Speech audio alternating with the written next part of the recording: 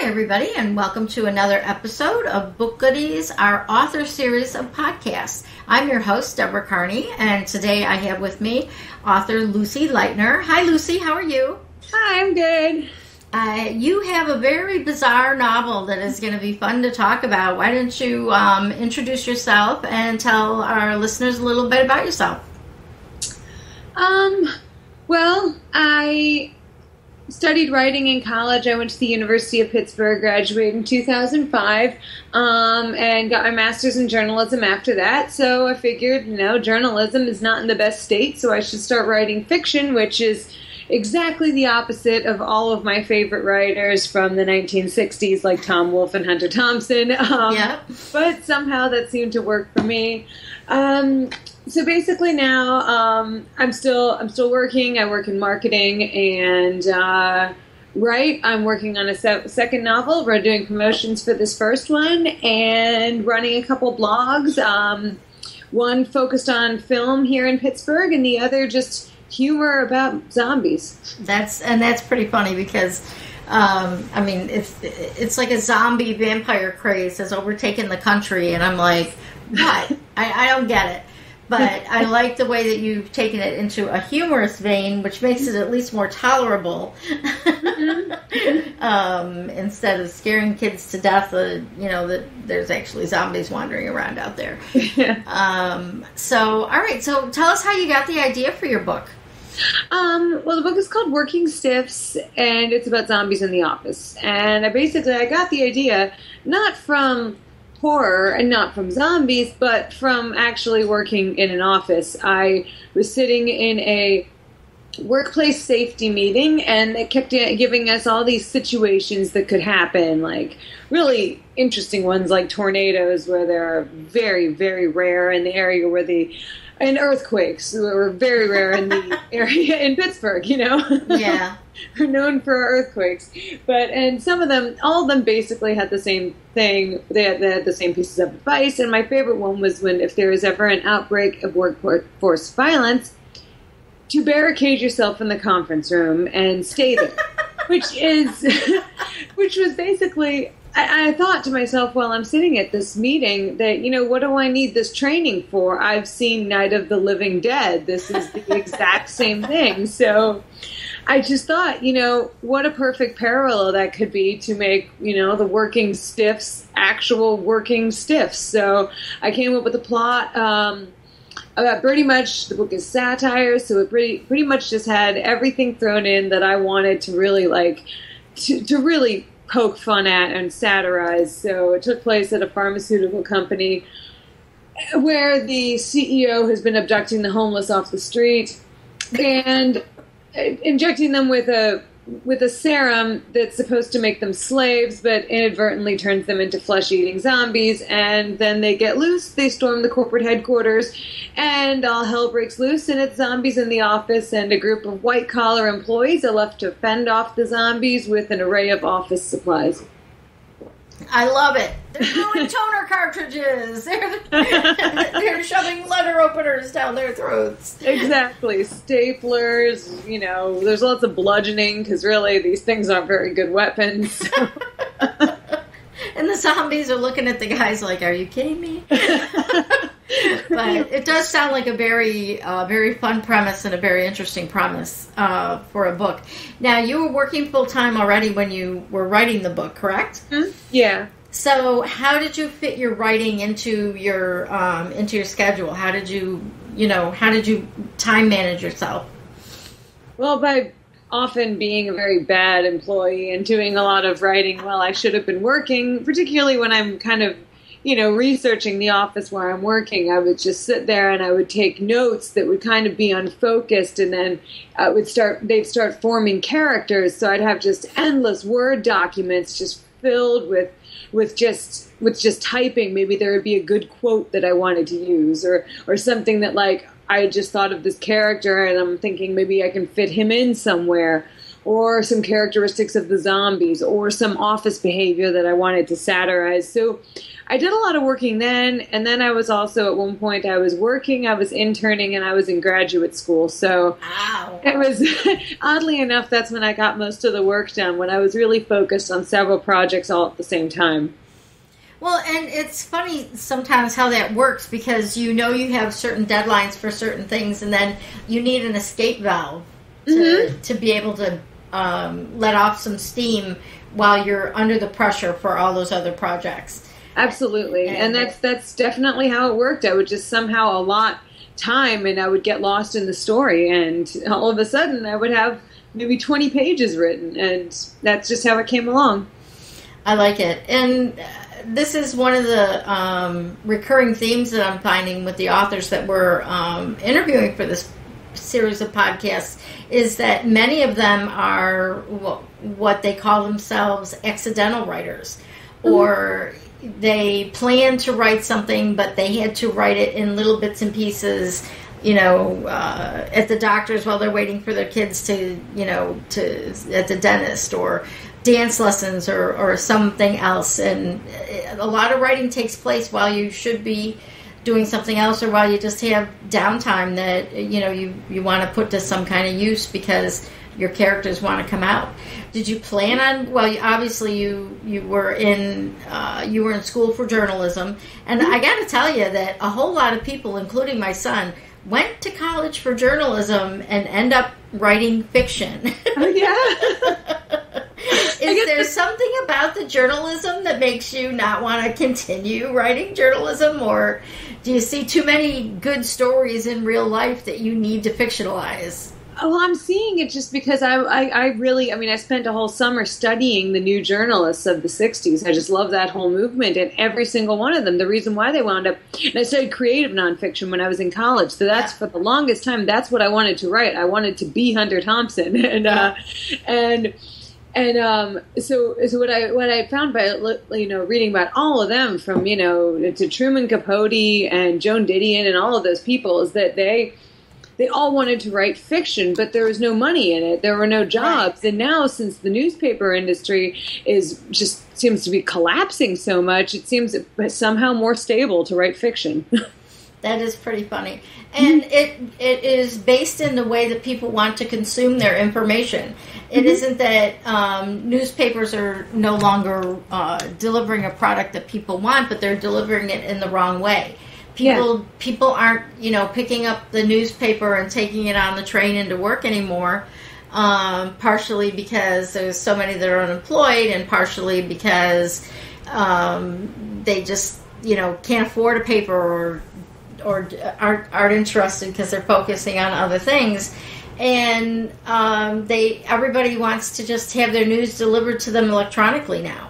As much as I love newsprint and a newspaper, why make all that waste that needs to be recycled when I can go online and get the same information electronically that doesn't cost anybody anything? And, that's why newspapers have to figure out a way to continue their model, but to be consumed in the way that their consumers want them.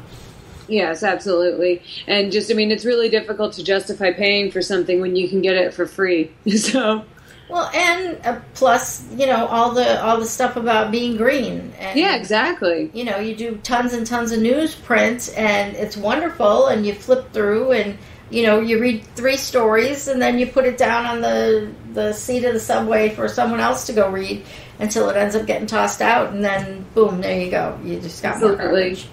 So, but anyway, it was an observation of mine that a lot of people that went to school for journalism, which does give you a good background for research, to be able to research a novel. You had to do research on a few things for your novel. First of all, you had to do some research into what zombies really are and how they would react to certain situations.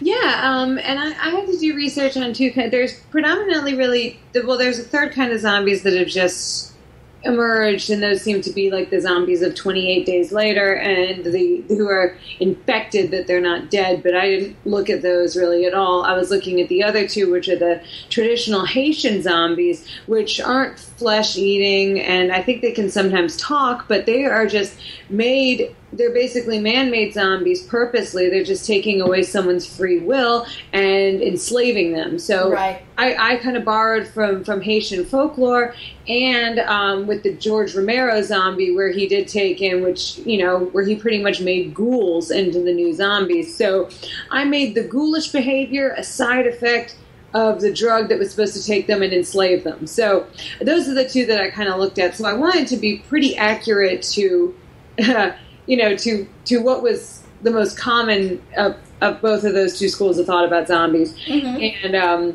And there was some researching of pharmaceutical companies in general and how they operate, what their factories look like and everything, and just basically. All my zombies wear hospital scrubs because even though they are zombies, they're in a clean room and they have to be, and that's what you wear when you're at a pharmaceutical plant. So that's funny. I like it. That's a detail. That's a detail that makes it believable. Someone, who works in some place like that would be like, they can't be wearing that. That's not allowed. How did they get in? Absolutely. How did the zombies get in? Oh my God. So now what's the second book that you're working on? Oh, my second one is also going to be satire, because that's going to be that's the genre that I predominantly like to work in, really dark humor, satire. This one's going to be about like a dystopian future of the United States in only about like 20 years or so, and it's going to be absurdist, and it's going to it's really difficult to explain, but it's basically taking a lot of just current things and really, really exaggerating them and making them kind of ridiculous. And it will be kind of like a hard-boiled type of mystery. Okay. But funny. And the zombie one's a lot easier to explain. Well, it'll be a lot easier to explain after it's finished, too. That will really help. Now, here's a question for you. Do you outline, or do you just like free write and write from the seat of your pants? Or I know you said you took a lot of little notes while you were writing the zombie book while you were at work, but do you have like an outline that you fitted in first, or do you just let it go the way it takes you? Well, I don't have any formal training in fiction. I have formal training in creative writing, but screenwriting and creative nonfiction. So, I just kind of went with it. I'm an avid reader, and I kind of thought about the structure that we learned in screenwriting class, and from what I've learned from other authors. So basically, that one was just kind of all over the place. The way I wrote it, I wound up moving chapters around and everything, and adding plot lines after I thought the book was mostly complete. Mm-hmm. But this second one that I'm working on, the plotting is a lot tighter. One thing is more dependent on another, and it's going to be more complex because it's in a world that we're not living in. Right. So that one I have actually storyboarded with little pieces of paper that are all neon colors, so each plot line can coincide with a character. So I'm starting to outline now, and I really think depending on whether the work is plot driven or character driven, I would say it could go either way. For this one, since it's so plot driven, and so there's so much backstory to all the events in the book, that I actually had to plot out a timeline of history that took place 20 years before this book started. So I'm trying something new with outlining. Usually I'm just all over the place. Well, and that sounds very interesting. Are you using an online program to do your storyboarding, or are you actually have a big board where your stickers go, where your neon papers go?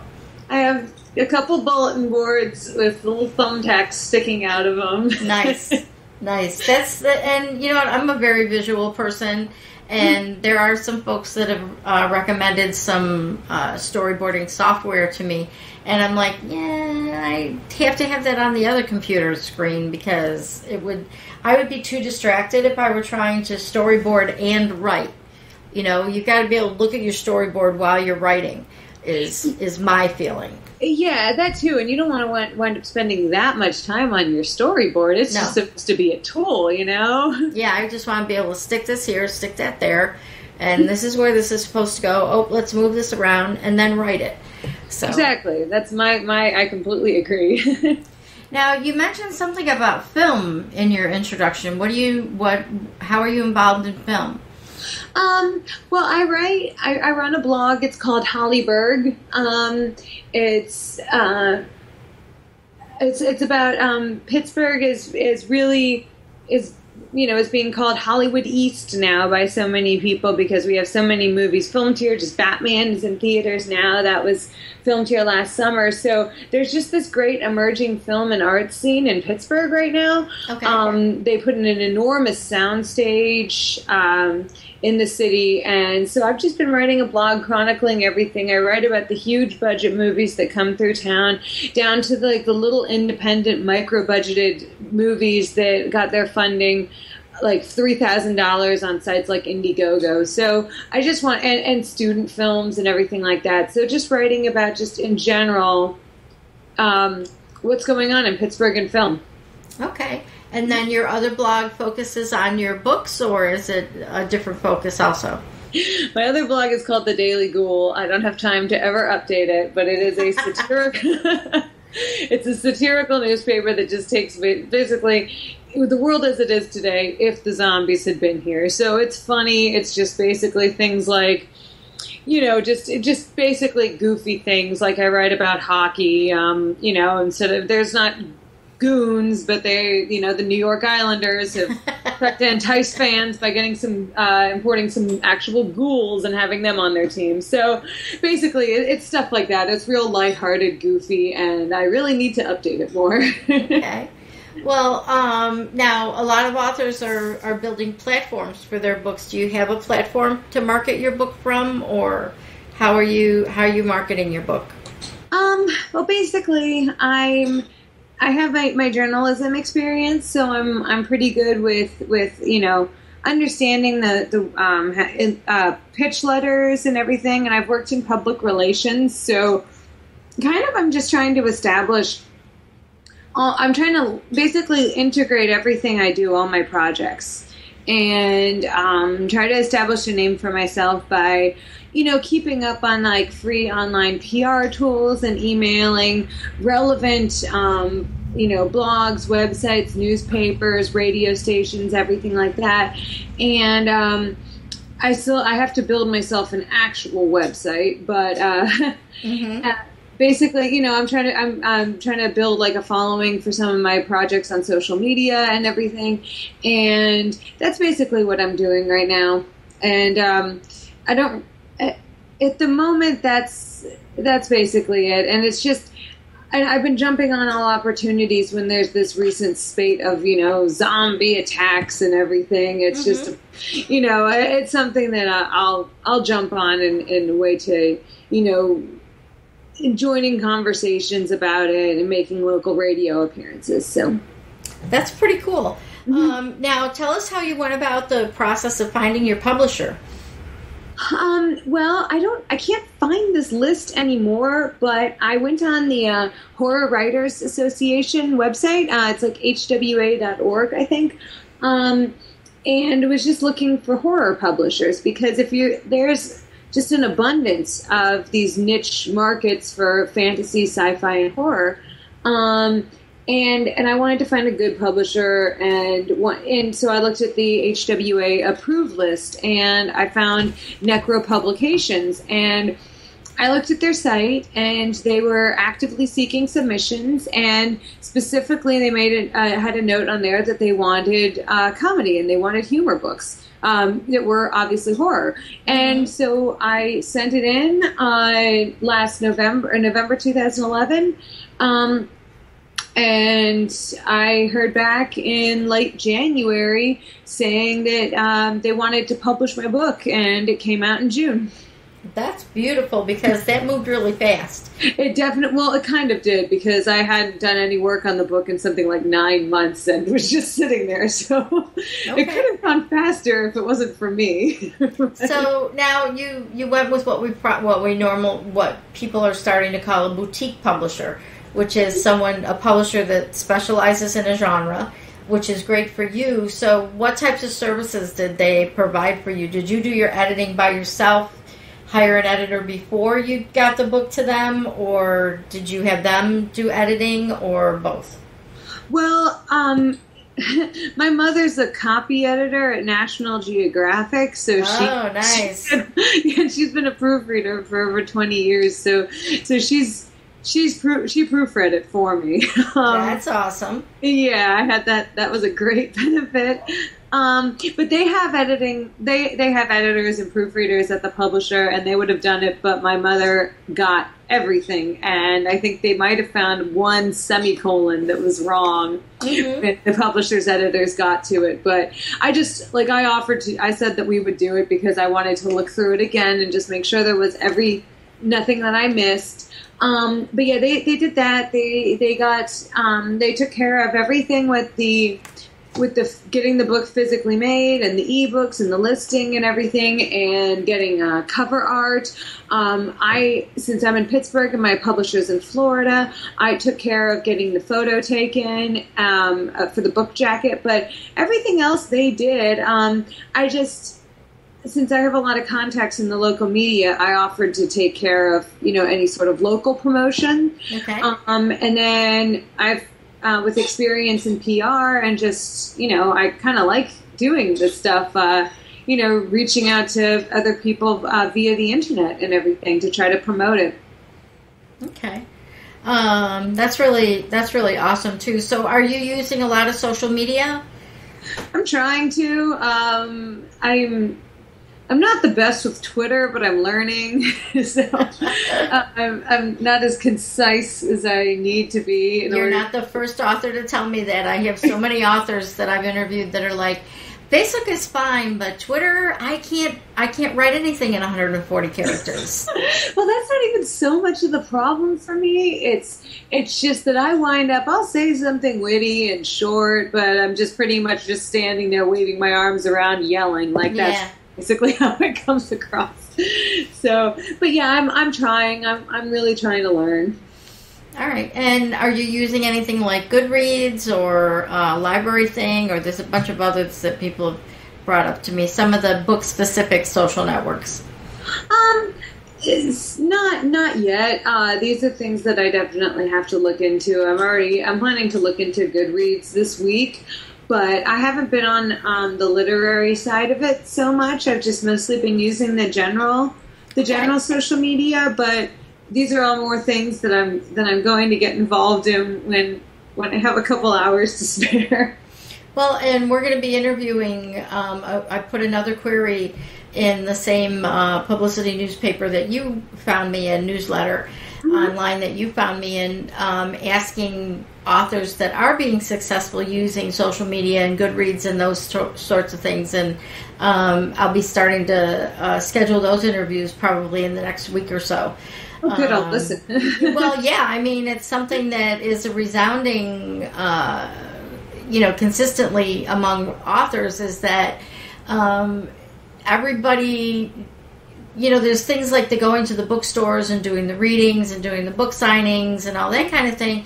But then there's that crossover to the social media, and then how do you come across without sounding like you're selling every time you post, and how do you interact, and how do you manage your time around using social media, because you can get sucked in.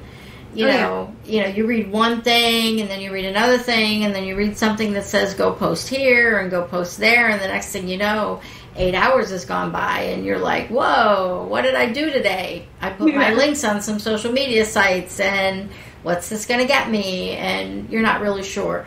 And I want to find out for authors, what's the best use of your time? And a lot of times it's going to depend on your genre and depend on your audience.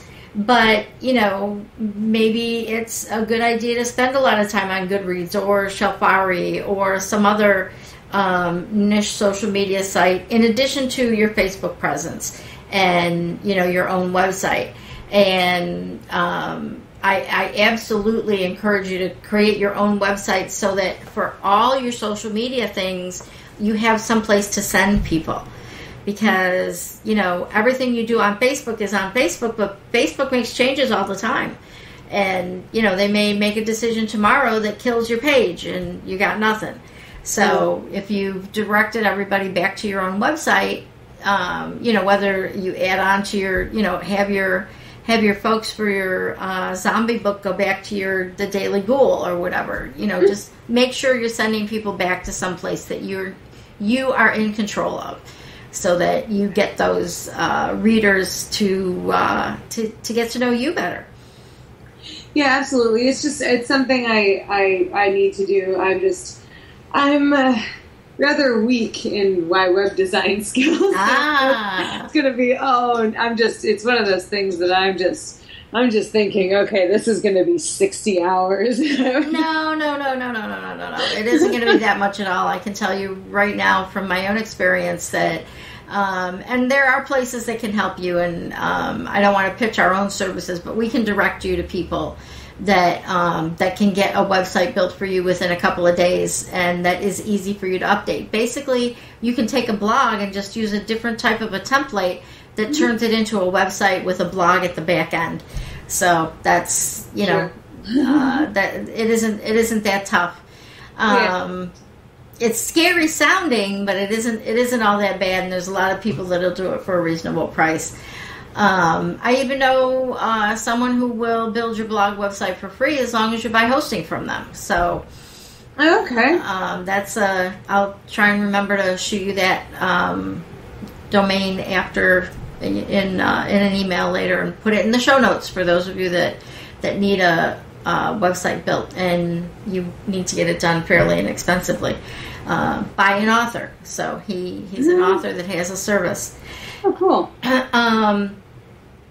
All right. So now, because you went in such a different genre, is there a real definition for the genre that you're in, or is it that is horror comedy accurate, and is that a real genre?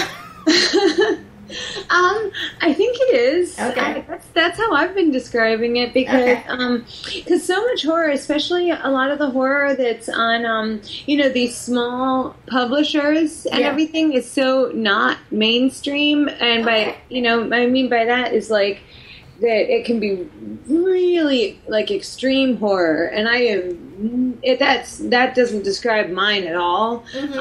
Mine, all the violence in it is comical. Basically, there's nothing really that you're going to say, oh, that's, you're not going to find anything that you find really disturbing in Working Stiffs. So, so yeah, I guess that. So, I mean, it doesn't really fit in exactly into horror, but I would say, yeah, horror comedy is probably the best way to put it. Well, and I never knew there was a genre for culinary memoir until I interviewed somebody a few podcasts ago, and I was like, culinary memoir? You combine a recipe book with the story of your life. And I'm like, well, that sounds really interesting. And she's like, well, yeah, back in the day, a couple people did it. And, she said, I wrote my book back then, but they didn't know what to call it back then. And then these two other ladies came out with it, and it worked for them. And so she got her book back out there. And I think that it's part of the, I don't want to say the breakdown, but I think traditional publishing isn't able to. People want to consume more than what traditional publishing will give them anymore.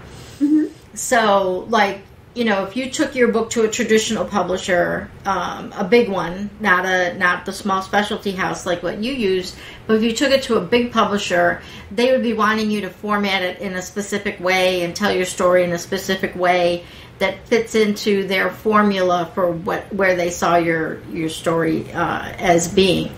And I think that consumers are being more demanding now, and we want to read more than just what the publishing houses have decided that we can read. By taking away the gatekeepers, you're opening up blended genres, if you want to look at it that way, that you can write a book that crosses the lines from one genre to another and doesn't follow a formula, and your book will still be successful because it's something people want to read. Yeah, exactly. My protagonist in the story is a heavily tattooed, chain-smoking, whiskey-drinking, self-loathing, misanthropic gay man. So I didn't know how much like a regular large publisher would see that as being someone that anyone could identify with. I know, you took everything and threw it all together. Absolutely. But it turns out that a lot of people can identify with him because they can identify with someone in their mid-20s being completely like disenfranchised and disenchanted with working life and being in the workforce with how the economy is now and the way that we're like the people of my age are all facing coming out of college and everything. That has actually found that although the character is a bit extreme in one way or the other, he's identifiable to people. So it's something that I could see something like that possibly alienating something that's looking for someone that seems to be a more identifiable character. Well, and I think we're going to see a lot more of what you're doing because, again, like I said, people like reading. If you're a good storyteller, it doesn't really matter what your story is. Mm-hmm. As long as you believe your story and you write it in a way that you believe it, then someone else will connect with it. And it's just the marketing part to get it out to the right audience that can actually find it. Exactly. But yeah, I think that the basic theme is, telling the story and being true to the story and then getting it out there whatever way you can.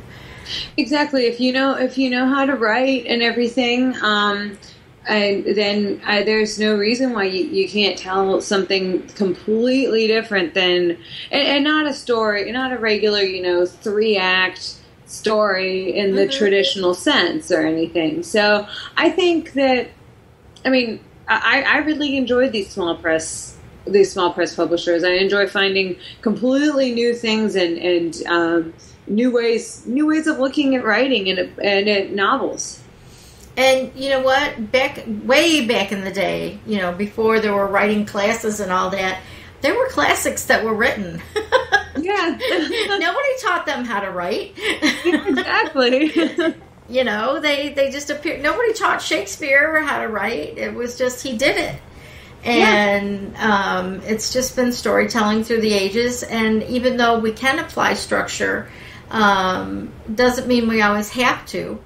Mm-hmm. And sometimes stories need a little more structure, but you figure that out when you're writing it. And if your story, like you said, it isn't the 3-part story anymore. If you follow your own path, it's still going to be fine. We would never have Harry Potter if J.K. Rowling made it set in New York City. If Harry Potter, she made up a world that didn't exist. Mm-hmm. And everybody jumped on the train and nobody thought, and Stephen King, he was rejected a lot before he busted out there, and every writer has been new at some time unless they've got a family fortune behind them that was able to, buy them a lot of publicity. Yeah. So, all right. So for a writer that's sitting, noodling around in their head, they've got a story, what would be your advice to them?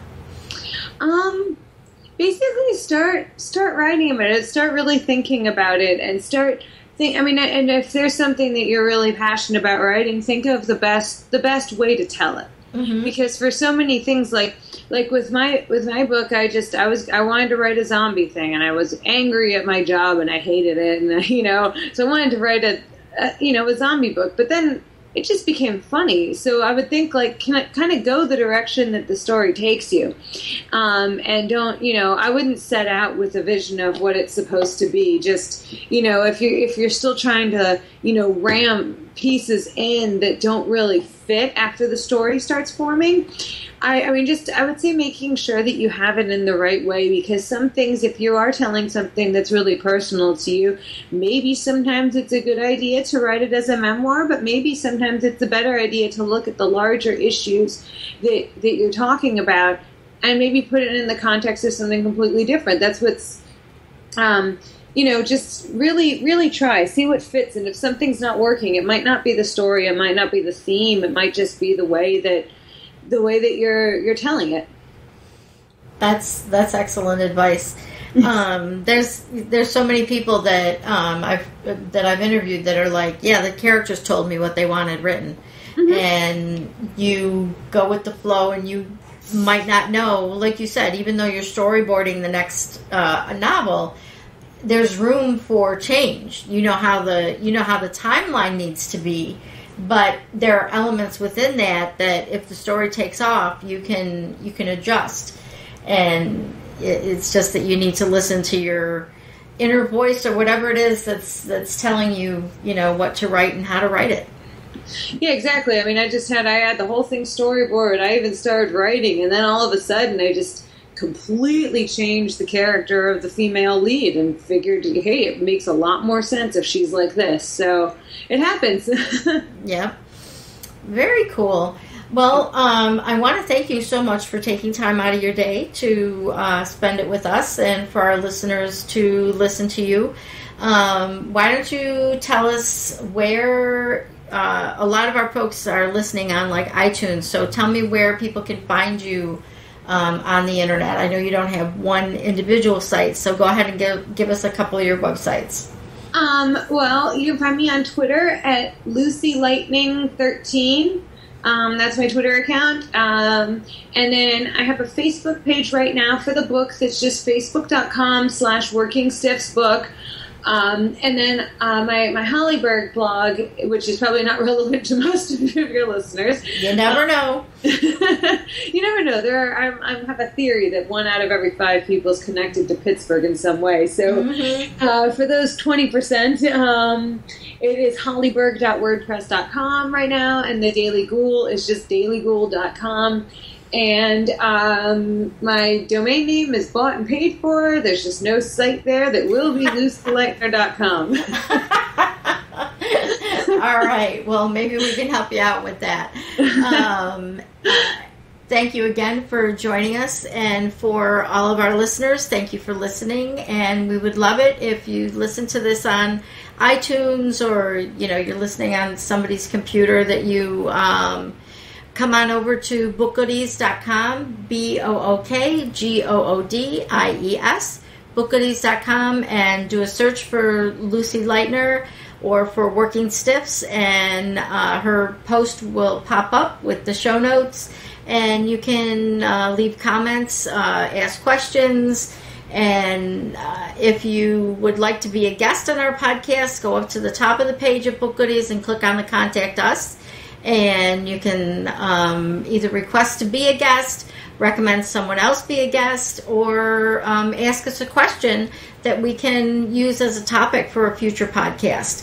And we also have a link there for you to tell us about your book. So you can fill out the form with the information about your book and your book cover and where to buy it. And we will be able to put that on our site so that people searching around, looking around our site, can find you. And we would like to thank Geekcast, geek as in computer geeks, and cast as in podcast, geekcast.fm. They host all of our podcasts for us, and they have a multitude of podcasts that are very interesting to internet marketers. They're about marketing, internet marketing, working from home, and, of course, this book podcast as well. So I want to thank everybody for listening. Sit down, get writing, and have a great day.